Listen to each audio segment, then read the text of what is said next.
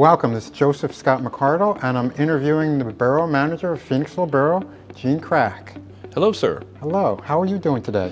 I'm doing fine. It's a great day. They're all great days when you're in this seat, so having fun. So what makes it fun, Gene? I like the idea that I've got a staff that understands what it takes to grow a community, but also to manage it and sustain it. And when you have those things, you're able to go out and about the town and take a look at quality of life issues and how can you improve on that. And that's a lot of fun because you're making a difference. You're making, you're helping change in a positive way. So when you started, approximately how many people were in the borough? Just over 14,000 people. Okay, fast forward, approximately how many people in the borough now? We're just about to crest 20,000. Okay, and how many years has that been? 16. 16 years, you've gone from 14,000 to 20,000. Correct. Okay, so over the last 16 years, what would you say the greatest accomplishments have been in the borough? I think the conversion of the former steel site is probably the most logical thing that one can point at. There was 160 acres of a former industrial site in the core of the town. Right across the river, literally from Borough Hall. Correct. I literally, every day I look out my office window and I see the new townhomes, I see the apartment complex, but for me, a person who has done a lot of athletics in my life, to look out onto the Schuylkill River Trail, and I see the number of people walking and running, mothers pushing baby carriages, families walking dogs, and all of that is coming to and fro from where they live to the downtown and then back again. And when I got here 16 years ago, most municipalities like Phoenixville did not have a daytime traffic, unless you were the county seat or you had a university, excuse me, in town. So the sea change that has occurred is that all of these homes that have been built, and almost all of them are connected to the downtown via the Schuylkill River Trail. So all of these developments have been connected by the trail system. Well, that trail system is the highway of the people that are living here into the downtown. So they're walking, they're not driving. In fact, you're going to put another bridge, actually, walking trail behind the Borough Hall? We have a trail here that ultimately will be called the French Creek Trail, that it will start at the Foundry, just a couple hundred feet up the way. It's here today. It stops here at Borough Hall. We have acquired the easements necessary from our neighbors to take lumber over to our fire station, and then we'll take and finish that portion of the trail out to Nut Road to our neighbors at East Pikeland Township. And then each of those successive townships, the Vincents, et cetera, will ultimately take that French Creek Trail out to French Creek. Okay, and joining this site is the site of where the Ferris wheel, the Phoenix wheel, that was at one time for a long period of time up in Asbury Park. The oldest wheel that we are aware of, historically by the Pennsylvania Historical and Museum Commission, has indicated that it is the oldest, and it's made from Phoenix steel. The oldest in the world, isn't that? Okay. Yeah. I want to say 1885, 1890 time frame. Right, and that's got a tower like 74 feet in the air. Its actual height is 65 feet, but by the time we have the foundation that we'll have to put into place to, when you have something that tall, you have what is called a sail area, and so you have to be able to anchor that. So the foundation will I think to your point, raise that a little bit more. I don't know exactly how much at this time, but probably in the 70 feet range. That's going to be a major centerpiece for the town. Oh, I mean, it's an historical destination at that point. Right. Now, it will not be a moving. Multiple reasons for that. One, just the liability itself, but in our research, in our review of all of the pieces, the materials that have remained are not of the quality that would meet today's standards. So we have to make it a static display, but it's still going to look like it did at Asbury Park. Right, and it'll give like a uniqueness to Phoenixville.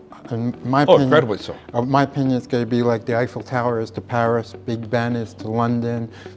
I'd like to think that at Bean, that scale. even the Bean is to Chicago, or Space Needle. I'd like to think at that level, but my vanity won't let me go that far. Okay, so continuing on, there's talk to bring the train back that had run here for many years, and there's, can you tell us where the plans stand now for Sure, that? let me differentiate. There's the train that was here previously. Obviously, there was a SEPTA connection out to Reading that went away in the 90s. That's not what this is going to be. This is not going to be an intercity transit line. This will be the Amtrak line that connects Philadelphia to Reading. And then I think in a very long-term idea, Amtrak wants to take the line from Reading up through the Lehigh Valley and then back into New York. So they would have two ways to get into New York City should something occur on the eastern seaboard. There's a lot that has to be done. There's an authority that was created between Berks, Montgomery, and Chester County. They're managing the progress through a company called AECOM, which works hand in glove between Amtrak and Norfolk Southern. They have to figure out the logistics. They have to figure out the rail bed, the locations. But Phoenixville is one of three, potentially four. Phoenixville, Pottstown, Reading, and there is a possibility that it could include Norristown to make that rail connection. And so we're probably a couple of years away from knowing exactly where that's going to occur, but in preparation for that, we just recently changed our zoning for the properties that affront the existing Norfolk Southern line, so that we can add in the transportation component should that occur. So we're already prepping logistically the idea that this is going to be a location for a train station, and but we just don't have the site specific. Okay, yet. but that's on the horizon for the borough. It is definitely on the horizon. And of all the projects across the United States, this project is well in the ways of doing what they need to be considered. It's my understanding, based on the information that I've heard in the updates by the authority, that as it relates to all of the other locations that got grant funding for it, we're in the top one or two or three of progress, meaning that we're advancing the idea and the concept faster than anybody else across the United States. Across the entire country? Yes. Okay. So the other thing that the borough has, it has a new sewer plant. Well, it's not a new sewer plant. It's the plant's been around since the 30s, but we've introduced a new concept of processing sanitary waste from the traditional model in the United States, which is anaerobic digestion, to what is called hypothermal carbonization. With that, though, that comes, it's the first in North America. It's something that's been around for 100 years. It sat on the shelves for 90 of those, and then about 10 years ago, the Europeans and a few Asian countries took a look at that idea and started that process. We have figured out that it might be something that we can do here, and so we've invested a good amount of money into bringing this process here. We're going through the modeling of that and the testing. Because it is new in the United States, we have agencies that at this point don't understand it, EPA, DEP, Department of Environmental Protection, that want to know more about that, and so there's a permitting process that we have to follow, and we have to get a permit in order to do this. So we're spending a lot of time up and down, turning the system on, turning it off, testing and modeling, and at this point in time, we're still in that phase. So, And Phoenixville is on the cutting edge of being sustainable with projects like this. Exactly. At a point certain, once we come fully online and we're permitted through DEP to do this project, we will be in position to begin to take the resulting product, the biochar or hydrochar, and convert that into carbon neutral fuel.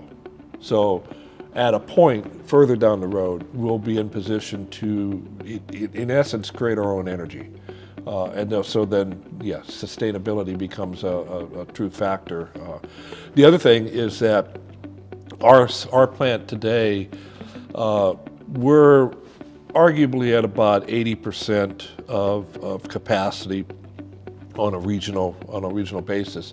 Conversion to the HTC, hydrothermal carbonization process, we'll be running at about 20%. So we'll be able to take from our neighbors more of that product and then be able to create more of the energy product on the other side of that. So on a sustainability over the next 10 years or so, we could be on a national scale that model of transitioning from anaerobic digestion to HTC. And being the first in the country to do so. Yes. Okay. So what do you see for the commercial real estate in Phoenixville and within the Phoenixville region?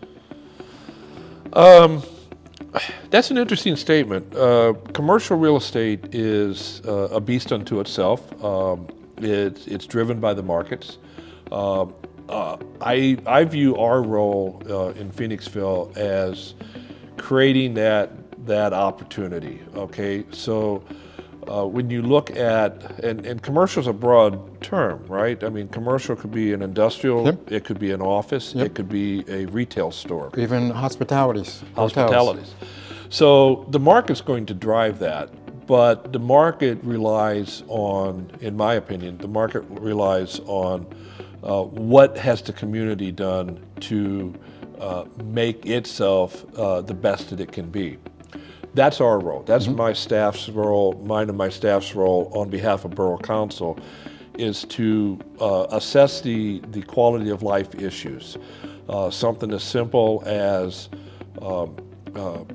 sweeping the streets, mowing the grass in the parks, making sure that the street lights are on, that they're not burned out, that the pedestrian light poles have been painted, that they're not rusting.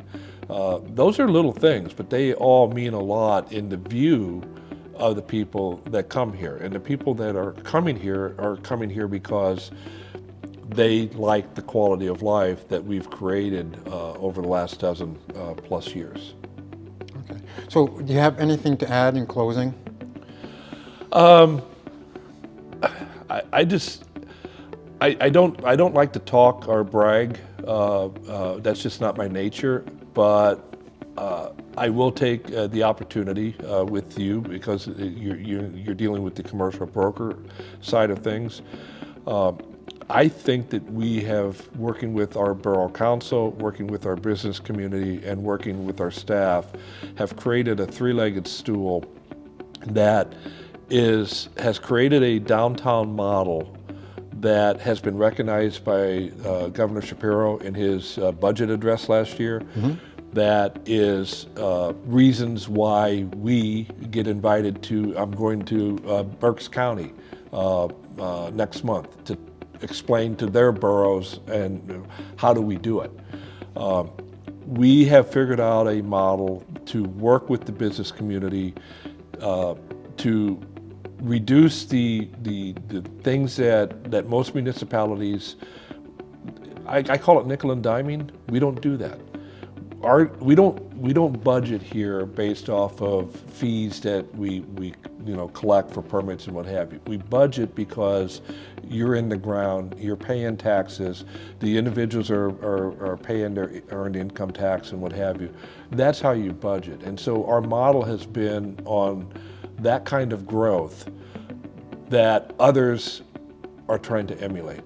And I get calls from all around to talk to other municipalities, other elected officials, how we're doing it. And it's not any secret. It's a three-legged stool. Council has to be on board. They have to have the political will to sometimes make changes that are not